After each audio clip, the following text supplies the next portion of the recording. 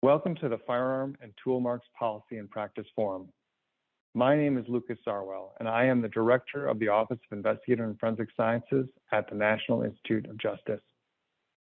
As a science agency, NIJ has a long-standing history of supporting the forensic sciences, including the development of more objective methods and better data resolution in the pattern and impression disciplines.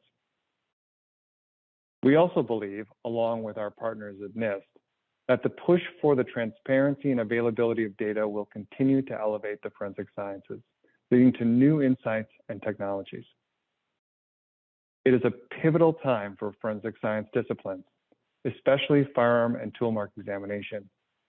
With an implementation of new technologies like 3D virtual microscopy, updates to the language used in testimony and reporting, and new research including black box studies, it is imperative to bring together examiners, researchers, law enforcement officers, lawyers, judges, and policymakers to discuss these changes. This no-cost virtual Firearm and Toolmark Policy and Practice Forum, brought to you by the National Institute of Justice and the Forensic Technology Center of Excellence, will revolve around four main topic areas related to forensic firearm and toolmark analysis. This includes research, emerging technologies, intelligence, and legal aspects. The forum will explore new developments, discuss the foundations of firearm and toolmark examination, and address the implementation of new technologies into workflows. Additionally, the forum will inform firearm and toolmark examiners on the legal issues surrounding firearm testimony and recent court decisions. I wanted to thank the FTCOE specifically and the NIJ scientists who supported and organized this event. These individuals include Greg Dutton, Jonathan McGrath, John Grassel, Nicole Jones, and Jerry Rapero Miller. The National Institute of Justice's Forensic Technology Center of Excellence is excited to engage you over the next few days. Please remember to use the chat pod to tell us how excited you are to hear about this week. In addition, I wanted to remind you that there are several webinars available on FTCOE's website that explore firearms and toolmarks as a forensic science discipline and goes into some of the innovations we may hear about today. So thank you for attending. We are glad you are here. I'm now going to turn it over to the forum's moderator, John Grassel with RTI International. Thank you for your remarks, Lucas. My name is John Grassel, and I am a Forensic Science Program Manager at RTI International and serve as the co-principal investigator for the National Institute of Justice's Forensic Technology Center of Excellence. Prior to joining RTI, I was the officer in charge of the Rhode Island State Police Forensic Services Unit. I also served for 28 years on active duty and in the reserves of the U.S. Marine Corps, where I retired at the rank of Lieutenant Colonel. As a certified senior crime scene analyst, I have observed firsthand the importance of effective firearm and toolmark analysis within the criminal justice system. I look forward to the presentations and audience participation we have included each day. And I would like to also thank the teams at NIJ, RTI, and especially all of the committee members who formed the working groups that helped to develop this program. As Lucas mentioned, each day we will hear from researchers, law enforcement officers, policymakers, and more on pivotal topics in the forensic toolmark patent discipline. Following presentations, a panel of presenters will come together for an interactive question and answer session. On the forum's final day, this Friday, January 14th, we plan to hold a special panel discussion that will focus on the next steps within the field. Our keynote presenter today is Dr. Ted Vorburger. He will review the scientific foundations of firearm examination and related research. Dr. Vorburger is a guest researcher and former group leader with the Sensor Science Division at the National Institute of Standards and Technology. During his tenure, he was responsible for surface roughness and step height calibrations, which underpin the U.S. measurement system for surface finish. He collaborated in the development of the world's first sinusoidal roughness standard reference material and was co-leader of a project to develop standard bullets and standard cartridge cases for forensic laboratories. He also co-led a research team that worked to assess the feasibility of a national ballistics imaging database of firearms under a National Academies project. He is a member and former chair of the American Society of Mechanical Engineers Standards Committee B46 on the classification and designation of surface qualities, a subject matter expert for the equivalent working group under ISO, and a member of the OSAC Firearms and Toolmarks subcommittee. Welcome, Dr. Vorburger. Good afternoon. Firearm examination is one of the closely scrutinized pattern evidence disciplines of forensic science. So much so that the words that firearm examiners use to describe their conclusions have become increasingly constrained by the courts. Our work to review the scientific foundations of firearm examination is part of a NIST program of scientific foundation reviews. I'm Ted Vorburger. These are my co-investigators. And this afternoon, we would like to show a compilation of claims and results that make a few preliminary observations about what we've been finding. The outline of my presentation is as follows. We will start with a little background on both firearm examination and on NIST reviews of forensic science topics. Then we will discuss the scope of the current review and the project team, and then discuss a formulation of claims that underpin firearm examination. Then we'll look overall at results of 20 different studies and possible influence factors in those studies, then look in more detail at a few selected studies. After that, we will briefly discuss a guideline from the European Network of Forensic Science Institutes as background for a further analysis of a recent study, and then we will discuss current research and especially automated methods for firearm examination, and conclude with a few observations. Before we begin, I hasten to add that the points of view expressed here are my own and not of either one of our agencies, and that any possible mention of commercial equipment does not imply any recommendation of that equipment. As background, we start with a record of the Supreme Court decision of 1993 in the case of Daubert versus Merrill Dow Pharmaceuticals, about the validity of expert scientific testimony and the emphasis shown there, among other factors, on known or potential error rate. Another important document is from the Association of Firearm and Toolmark Examiners, AFTE, and it's their theory of identification. Here are key excerpts from the theory.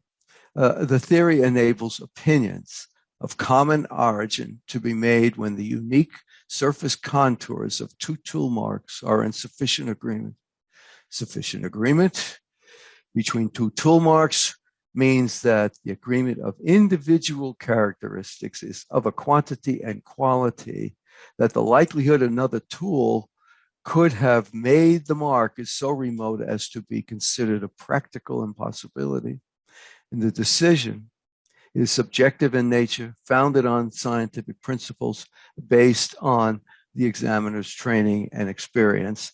That is all a quote from the theory of identification. The tool that it's about, the tool used to examine these marks is the comparison microscope. And on the lower right, you see a split image of a comparison microscope result, showing a careful comparison between a bullet fragment and a fired bullet. Following the Supreme Court decision, there was considerable debate. Particularly, there were 4 government reports. The first from an NRC panel on 2008 on ballistic imaging observed that the assumptions underlying firearm examination had not yet been fully demonstrated. The next year, the NRC report on many aspects of forensic science recommended more work demonstrating the validity of forensic methods. And then the report in 2016 from the National Commission on Forensic Science recommended technical merit evaluation of forensic science methods. And in the same year, the PCAST report calling again for establishing foundational validity. And one more report, a NIST information report 8225. It's a blueprint by John Butler and colleagues at NIST for conducting scientific reviews, which were congressionally requested as technical merit evaluations of forensic science. And this report was published in December of 2020. That leads us to the scientific foundation studies currently underway.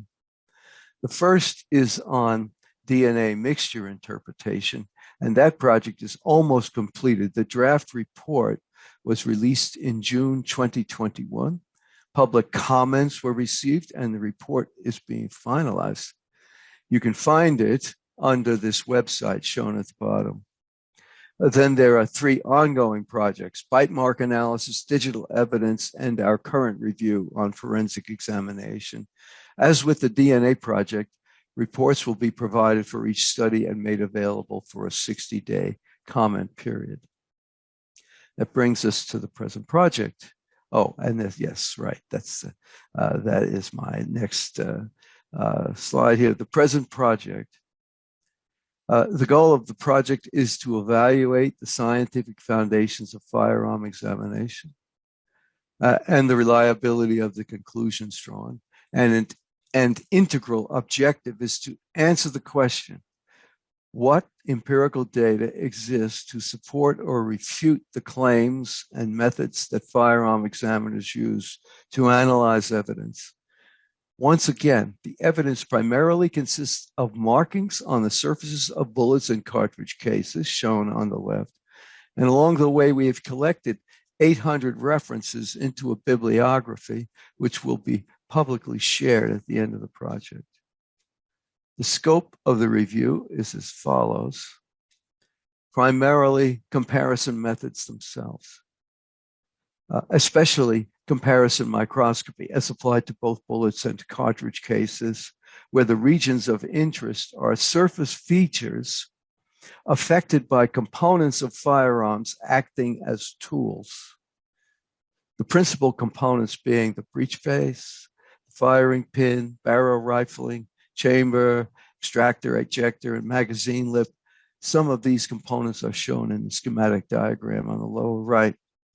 In addition, we are looking at confounding factors, that is, subclass characteristics, similar marks imparted on fired ammunition by different firearm components, and as well as manufacturing marks on ammunition. We are also looking at statistical approaches to clarifying these issues and algorithmic comparison methods, that is, alternatives to the manual approach. The next slide shows what is not in scope. Non-firearm tool mark evidence, such as chisel marks. These kinds of tool marks present such large differences in geometry that it would be difficult to deal systematically with all the different types of evidence. Firearm classification is the next thing, a non-controversial topic. Shooting scene reconstructed, gunshot residue, trace metal profiling are all out of scope, as well as current automated inspection and analysis methods, which are currently used for investigations rather than courtroom evidence. These include, for example, the systems used by NIBIN, the ATF's National Integrated Ballistic Information Network. The members of the core team are listed here. 3 firearm examiners, 2 statisticians, several other forensic scientists, and I'm a surface metrologist. Once again, the principal technology used by firearm examiners is the comparison microscope. A photo of one is shown there on the left, where you can make out 2 items at the foci of 2 microscopes, which are joined by an optical bridge to yield a close comparison of objects at the same magnification and essentially the same illumination. This allows one to inspect the differences and similarities between the objects. From Robert Thompson's monograph, we show comparisons of land engraved areas on bullets and breech face impressions and firing pin impressions of cartridge cases. We now look at claims that are considered fundamental to the practice of firearm examination. This is our formulation of supporting claims. We start with an overall claim. A conclusion of common origin between 2 compared tool marks or a pair of marks can be made when there is sufficient correspondence of distinctive or unique features called individual characteristics. And these conclusions are extremely accurate when rendered by a competent and qualified firearm examiner. We divide that claim into supporting subclaims, 6 of them actually. The first 2 are shown in this slide. The surfaces of firearm parts produced by manufacturing tools are unique. The parts of interest are those that interact as tools on ammunition components. Upon loading and firing, these parts of interest cause marks on the surfaces of ammunition components that are unique to the firearm. And then the other 4. Upon loading and firing, the marks on the surfaces of ammunition are also reproducible from one shot to the next and for different ammunition. And with normal use, the unique surfaces on the firearm parts are stable over time and over many firings, resulting in reproducible, unique marks on ammunition over time and over many firings. And then 5. Although there are limits to accuracy due to human performance, to the resolution of optical microscopes, and to variations in the dynamic process of firing, the error rates are low when conclusions are drawn about common origin. The AFTI theory of identification, finally 6, and its use of the term practical impossibility are consistent with measured error rates. There are probably thousands of examples and images and data and observations in support of these claims in the firearm examination literature. And we'll now look at just a few examples. Here is an example supporting both the claim uniqueness, which is claim number 2, and shot-to-shot reproducibility, which is claim number 3. It's from the work of Bunch and others on images of shear marks on test-fired cartridge cases. The double image on the upper left juxtaposes marks on 2 cartridge cases fired by a single pistol and shows great similarity between the striations on the 2 cartridge cases, thus supporting the observation of reproducibility. Further, the image on the right shows similar reproducibility between cartridge cases fired by a second pistol. The lower image shows a comparison of cartridge cases from both firearms, revealing patterns of striations that are different. These 2 firearms were, in fact, consecutively manufactured by the manufacturer. The image is an example supporting the hypothesis of uniqueness, not proving it necessarily, but supporting it. Here's another example of reproducibility, this time for bullets. 2 different bullets fired from the same barrel. And the pattern of the fine striations is very similar left and right. This is recent work from Kristen and Jordy. The next slide is an example of reproducibility over many test fires, showing the persistence of striations on cartridge cases after 10,000 rounds from a 40 caliber pistol. But now we look at confounding factors, in particular subclass characteristics, defined in the AFTI glossary there. It's features that may be produced during manufacture that are consistent among items fabricated by the same tool in the same approximate state of wear. These features are not determined prior to manufacture and are more restrictive than class characteristics. So we see here, as an example, striking similarities in the striations of comparable land impressions of bullets fired through different barrels manufactured by the same broach. Similarities in the broached barrels carry over into similarities in the bullets. And this micrograph is from a presentation by Norris and others at a 2017 AFTI training seminar. There is a lot of research like this in the firearm examination literature investigating the possibility of subclass characteristics, how to recognize them, and it is an unending job because manufacturing processes are continually evolving. So now we have a look at claim number 5 and a long look at data that bears on claim number 5, which once again is, although there are limits to accuracy due to human performance, to the resolution of optical microscopes, and to variations in the dynamic process of firing, the error rates are low when conclusions are drawn about common origin.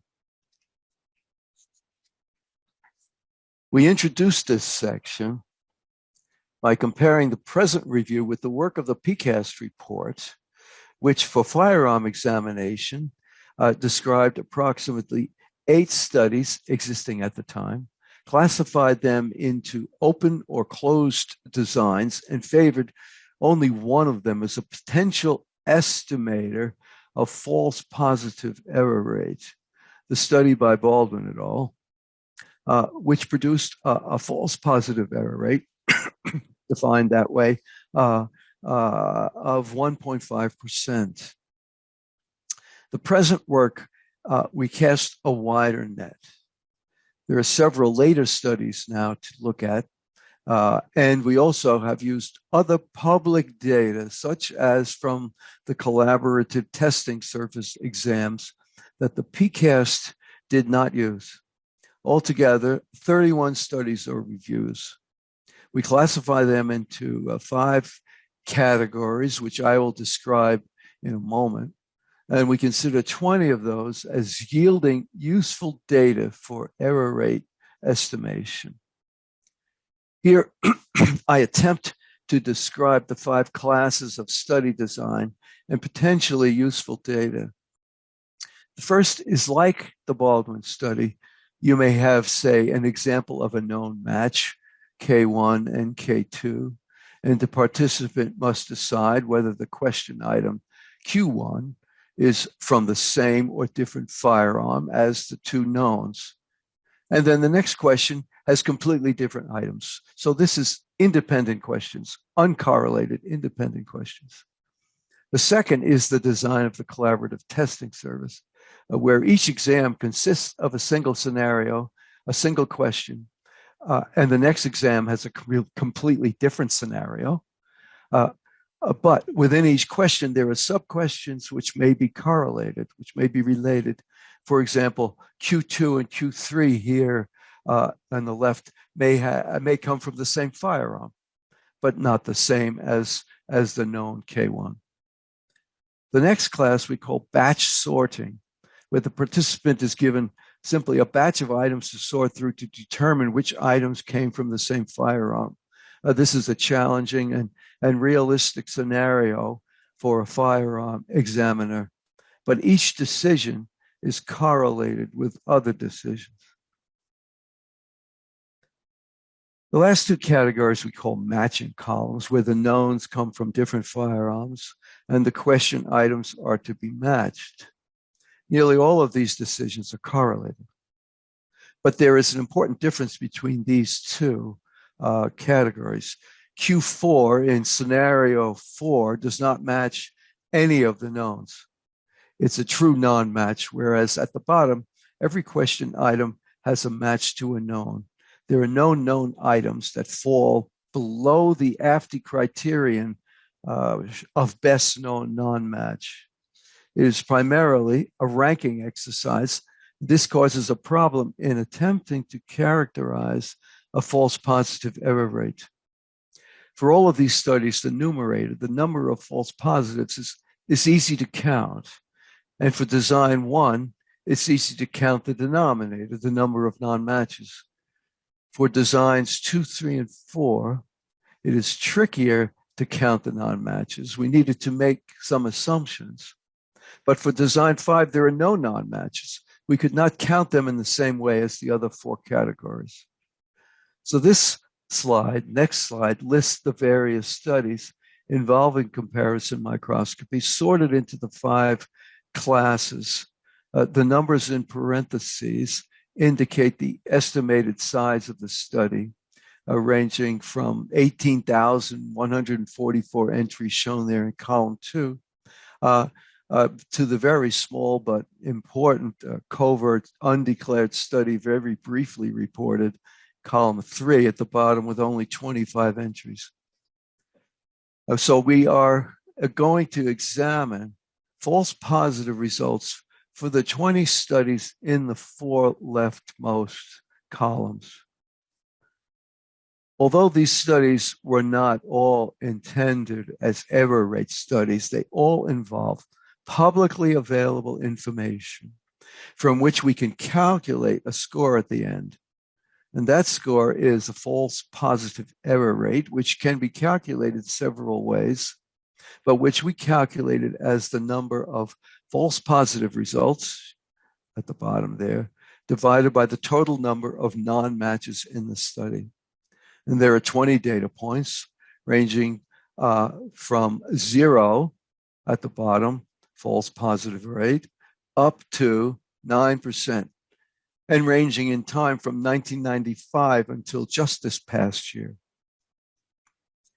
With these studies, we also recognize a number of influence factors or sources of variation, which would tend to drive the measured results up or down with respect to what might be expected in real casework. The region of interest, bullets or cartridge cases, or various sub-areas, the difficulty or complexity of the questions, subclass carryover, whether there were known match exemplars or not, were the firearm sources consecutively manufactured or not? If so, the firearm surfaces might appear more similar to one another, producing test fires that might also appear more similar. And were the questions all independent, or were the designs such that the decisions were correlated? And were these studies declared or undeclared? That is, where scenarios are secretly inserted into casework.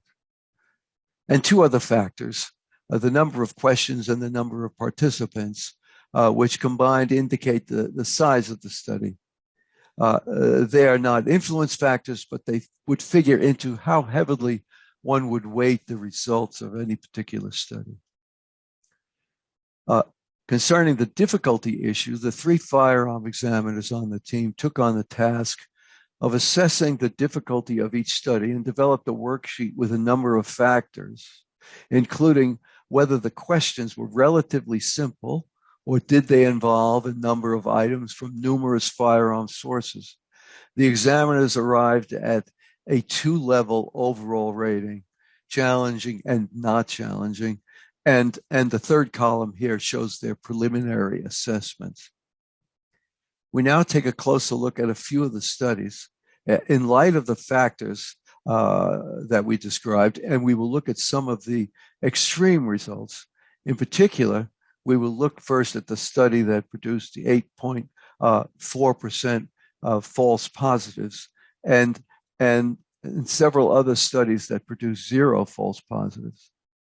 The first point comes from the European Network of Forensic Science Institutes with member labs from 39 countries.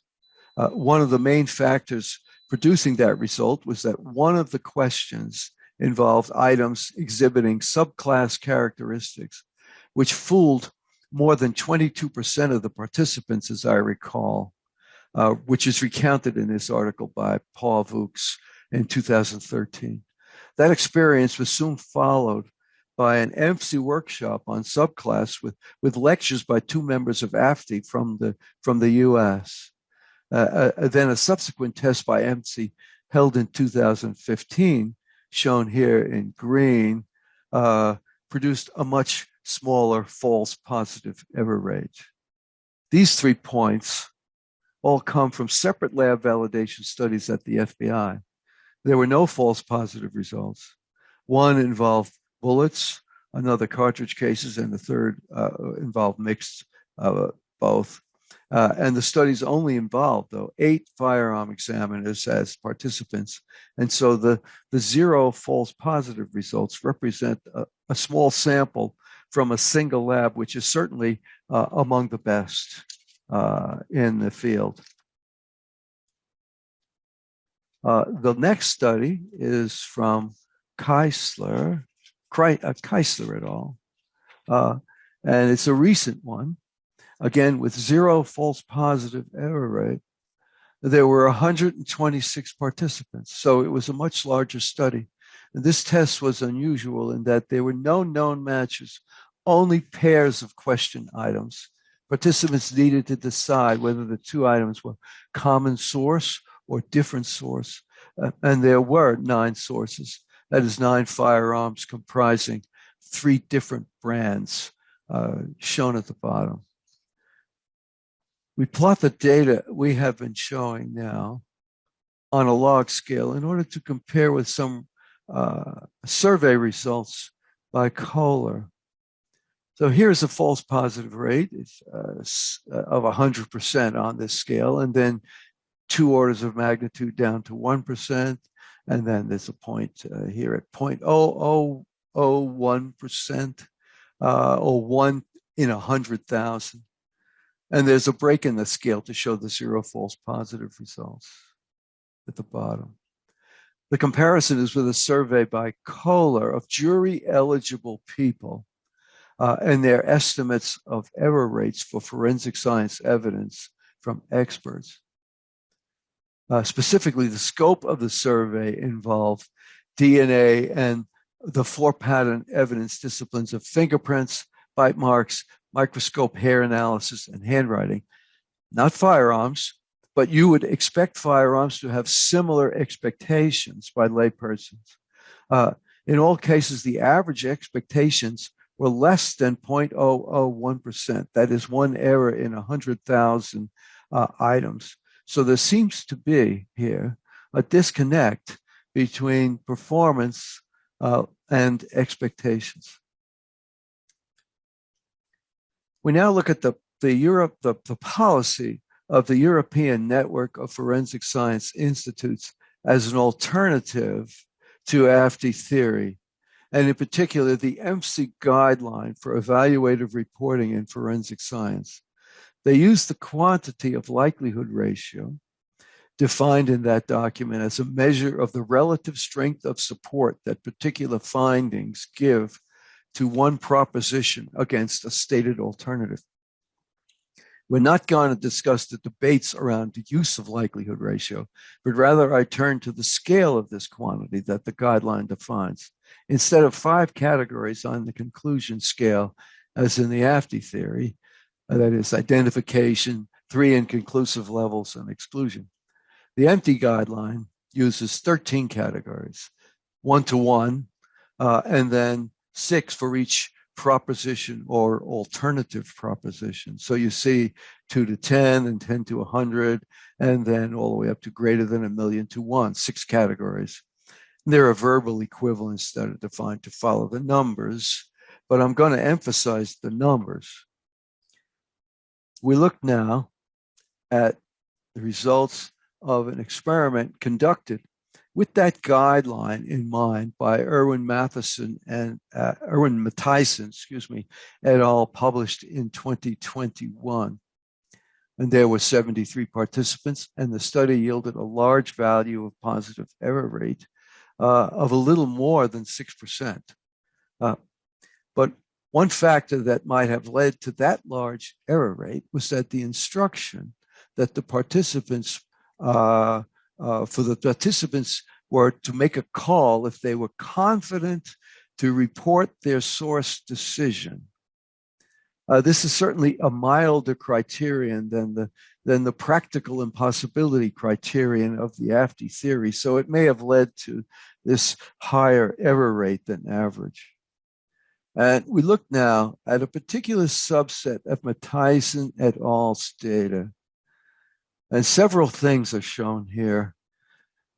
As before, we're plotting positive error rate, false positive rate results on a log scale, shown from 1 in 10 million on the left, all the way up to 100%. And there is a 10%, there is the next one down, and 1%, and so forth. And the set of data where we are using our false positive results for breech face impressions by the participants in the Matthiessen experiment. They range from a little more than 10% on the left to about 2% on the right. But those numbers are plotted as a function of the participants' own estimation of the difficulty of their decision at the bottom, shown in terms of the likelihood ratio from the MC scale. So on the left, the participants were not so confident in the decision, and the likelihood ratio is low. Whereas on the right, the participants were very confident giving some decisions, likelihood ratio greater than 1,000,000 to 1. As we would expect, the error rate decreases as the estimated likelihood ratio increases.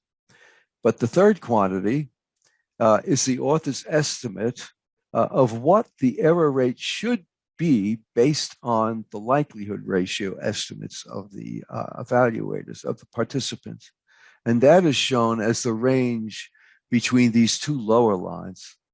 The performance shown by the blue points seems to fall behind what we expected as the likelihood ratio increases. We have combined two graphs, and we observe similar differences between expectations and performance. On the right is the expectations of prospective jurors, lay people. On the left is the expectations of experts about their own performance. So here are a few observations. First, there is a significant difference between results and expectations, whether using the MC guideline or the AFTI theory. Second, and this was Mathiessen's observation, there appears to be overconfidence by experts in their ability to make accurate evaluations of evidence. And the paper suggests, as I recall, the continuing need for training. My own personal observation is that the FC-MC guideline likelihood ratio scale simply has too many categories. To be consistent with much of the data, maybe 3 categories is all that experts in firearm examination should have to deal with, say 2 to 10, 10 to 100, and greater than 100. A fundamental technology development is the set of optical methods adapted to measuring topography of surfaces, the so-called 3D methods. 4 different types of optical microscopy have been used in research to inspect firearm components: confocal, focus variation, photometric stereo, and to a lesser extent, coherent scanning interferometry. Here is an example of the kind of data that is produced, taken from an earlier report by us. And these are images of two breech face impressions. One of the initial benefits of topography methods is that they've enabled the development of the technique of virtual comparison microscopy. That is, comparison of two items with stored topography images. This method, as I understand it, is being introduced into casework. And an example image from a commercial VCM system is shown on the lower right. You see there a split screen topography image of two breech face impressions, which can be rotated and manipulated with respect to one another, and the simulated lighting can be varied to enhance the detail. And you can just barely make out a range of tools that can be applied to enhance the comparison.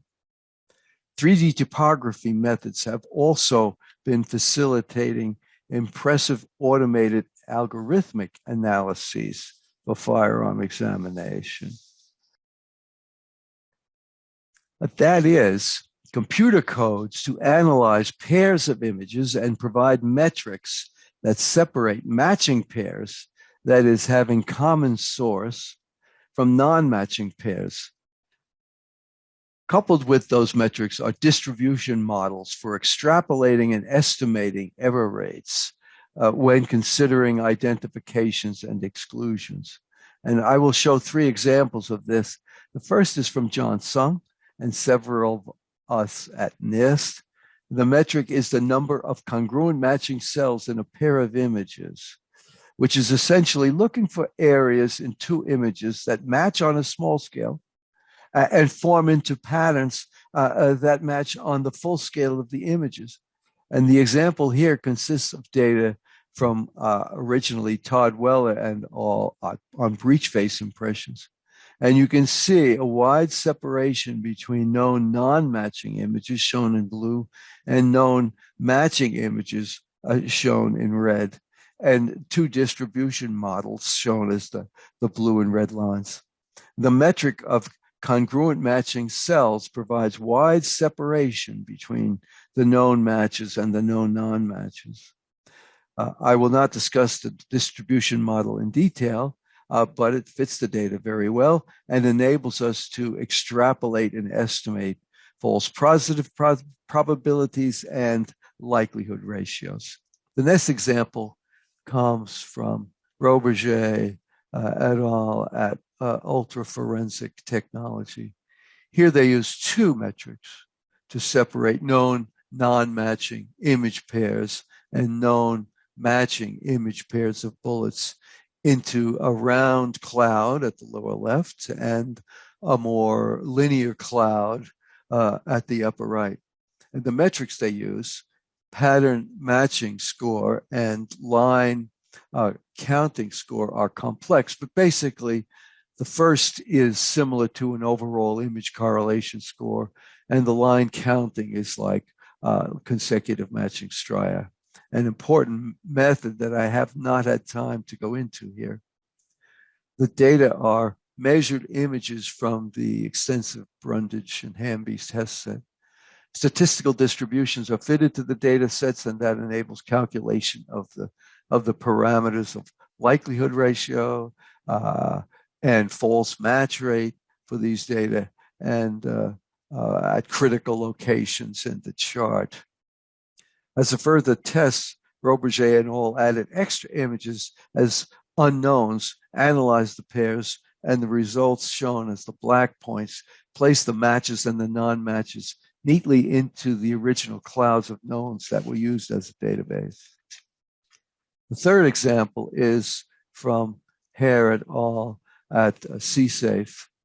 They investigated images of bullets and characterized the average profiles of the topography. And then they used 7 metrics to characterize the similarities of profiles and formed those using a random forest method into a single metric they call predicted probability of a match. You can see the excellent separation that they achieved. So here are a few, to repeat, also a few observations. If I average 20 studies on comparison microscopy in a simple-minded way, the result is a mean false positive rate of 1.5%. And I get the same number whether the small studies are weighted equally with the large ones or they are weighted by study size. We iterate what we said before. Expectations of examiner accuracy seem to exceed performance. And we hasten to add that these studies were primarily aimed at examinations and judgments by individual examiners and do not take into account the controls in real laboratory casework, which include independent verification. But then neither do the principal clauses in the AFTI theory. They also only describe decisions by individual examiners. 3D imaging and virtual comparison microscopy are being introduced into casework, an important development. And automated algorithmic methods will provide a further degree of objectivity, eventually speed, and support for the traditional comparison microscopy. Finally, our report is planned to include the theory and foundational claims, the scientific criticisms of the NRC and the PCAST, et cetera, error rates for publicly available data, as I've described, consecutively matching stria, algorithmic methods, the statistical concepts, subclass characteristics, and influence factors. And with that, I'll conclude. Thank you.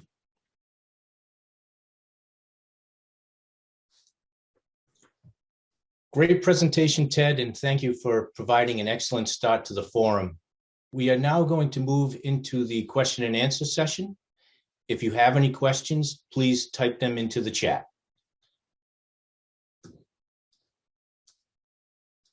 And Ted, we already have questions lined up. The first being, how are inconclusive results incorporated in the false positive error rate calculation? There are several ways to include inconclusives in a calculation of false positive, and there's been a lot of debate about what their role should be in examinations like this. We tried to sidestep the issue. We didn't go into detail to those differences and those debates. So we've inserted the inconclusives are in the denominator. They're part of the denominator. So in the denominator of this false positive rate ratio, which I showed several times, I think, you have the number of correct assignments of exclusions. You have the number of false assignments, false positives, and plus the number of inconclusives. And that is a way to calculate it that's favored by the firearm examiners. But certainly there's a lot more to be said on that issue, which we haven't tried to go into here. Great, thank you. I probably should have started with this one because I'm sure many are wondering, when will your report be available to the public? We hope to finish a draft to put into our NIST review by, say, the end of March. And then it goes through NIST review, and then it becomes public, hopefully in another quarter by the end of June. So hopefully by the beginning of July, we'll have a draft that people can render questions and comments on. That's our goal. Has anybody ever looked at how much the error rate is changed when all the results are verified by a second qualified examiner? I think that in some cases, in these studies, particularly the two studies that we didn't talk about much that were non-declared studies, or sometimes they call so-called blind. The two small studies, one from Houston and one from the Netherlands, that in fact came up with 0 false positive error rates, but they were the product of the regular stream of casework inserted into that stream, that is. And I'm guessing that they probably were studies where there was verification by a second examiner. Those are the ones that come to mind. And I'm not sure when I go back and try to remember what was in the papers, whether they actually said that. But since it was in the regular stream of casework, I'm guessing that it was. And there may be others, but I cannot remember whether. Nothing comes to mind in the other remainder of the 20 studies that we discussed that specifically mentions that I can recall. Okay, and the next question. In your opinion, as a surface metrologist, having studied this field, do you believe there is sufficient support to claim that all tools are in fact unique on a microscopic level? Yes. At some point, that's certainly true. The tools themselves, you think of manufacturing tools, yes. If you think of firearm components as tools, certainly down to the atomic level, they're certainly unique. Now, when you look at the limits of resolution of optical microscopes, maybe some of that uniqueness is not discernible. And so that is, in my opinion, the case of subclass characteristics, where perhaps the microscope has a very difficult time telling you that two things, let's say two bullets or two surfaces of tools are different. If we used atomic force microscopes, maybe we would be able to say that absolutely, but that would be a very tedious operation. Great. I know in our last day we have its legal aspects, and this question is a good lead into that, I believe. Have any studies been carried out where jury members have been asked about their ability to understand likelihood ratios? I don't have, I cannot remember. I don't know all of the literature, so I'm not familiar with one, with any. Okay, our next question. It sounds like there may be a research gap in understanding jury perceptions of firearm evidence. Do you know if anyone is working on this? You mean are people trying to upgrade the perceptions of jurors about the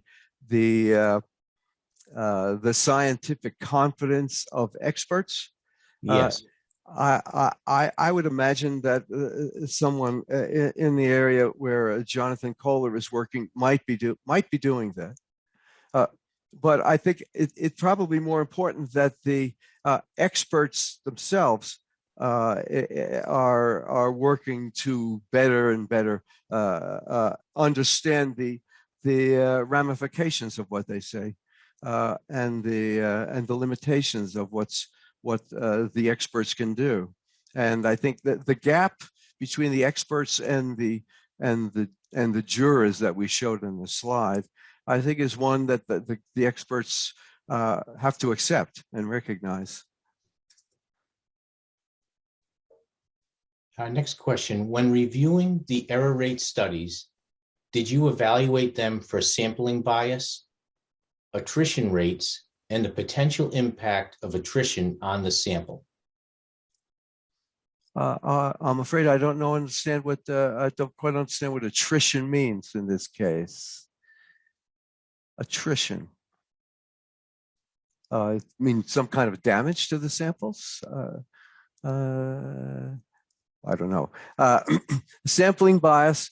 I am quite edified by the way that firearms examiners working with statisticians have tried to do different designs that they reckoned would try to test themselves. And so I think as far as the materials are concerned, the way that the designs have been developed are quite varied and quite interesting and quite useful, from consecutive matches to just having a pair of items without a known item. And so there are lots of designs that I think are very interesting and useful. So as far as the design is concerned, I think there is an effort not to be biased. If you're suggesting, or the question is suggesting, bias in the selection of people who are participants, that is very difficult to overcome. I know I've read where the statisticians who have been discussing designs have tried to emphasize that somehow the selection of participants need to be as unbiased as possible. And on the other hand, when people try to create the studies, they really have to deal with only those who have volunteered. And so it's if that's the kind of bias that's being discussed, I don't think if the bias is significant, it hasn't been overcome yet. But I'm not sure it's significant. I'm going to assume on the last question that by attrition rate, what the questioner meant was examiners who did not complete the study. I see. I'm beginning to see now. Right. Yes, potentially there's bias there. How do you analyze your data in order to select out or figure out what that bias could be? I'm not aware of a study like that, but there may be one, and maybe we have to go back and read that. Thank you for that question. That's something we need to consider in our group some more. Great. Next question. Through traditional microscopy comparisons that used all over, do you happen to know how many countries may be using virtual comparison microscopy? No.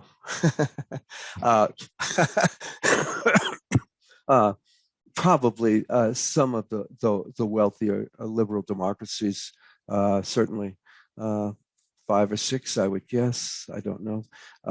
Ryan Lillian probably would be in a much better position to answer that question, and I know he's speaking later on in this session this week. Yes, we will hear from Ryan later in the forum. So we'll move to, how does the use of advanced 3D optical topography, virtual comparisons, automation, and algorithms affect the false positive error rates? Let's see. The study that there was one of the studies we talked about was done with virtual comparison microscopy, and it was a pretty good sample. And the false positive error rate was, I think, less than 1%, and that was using not automated comparisons, but that was using VCM and subjective comparisons as is normally used. Automation is not the automated results are not in the set of data points that we showed here in the middle of our talk. But certainly one can project that the use of the second tool is going to improve the performance of of all of these. You have more results to consider, more things to work in, and certainly I think that's going to improve the accuracy. There were some automated comparisons in the articles that were part of what we discussed, and as I recall, in particular in one of them, in Matyson's, I think it was Matyson's first paper, he wrote two. The automated comparison results and the subjective human-based results were pretty much neck and neck with the software that they used to do this. In your opinion, why were the 2009 proficiency test results so different from the 2015 proficiency test results? And do you know what may have caused the error rate to appear elevated in 2009? Well, I'd say there were two factors. We mentioned one in the talk, and that was there was a subclass problem with one of the items that were being analyzed, and the people who were from many European countries, including the United States, but many of the people were fooled by that. I said 22%. The second factor that led to that high rate in 2009 was, in the case of bullets, it's very confusing to try to select the right area when you rotate the bullet. And there were some errors there where people got the right identification, but they identified the wrong areas as the source of the agreement. And it is possible, and I think it's mentioned, maybe some of those were clerical errors as well. Although the people who analyzed the study accepted them as true, as real errors, and so it's possible that elevated the error rate. And then, as I said in the talk, there was a great effort to understand better subclass characteristics, and there was a workshop involving two Americans as lecturers that may have led to the improvement over the years to the later result of near 1%. Thank you, Ted. And that is all the time that we have for our question and answer session. And well, thank you. It's been an honor to participate in this very interesting and important seminar this week. I'll look forward to hearing more. And thank you, everyone, for your engaging questions.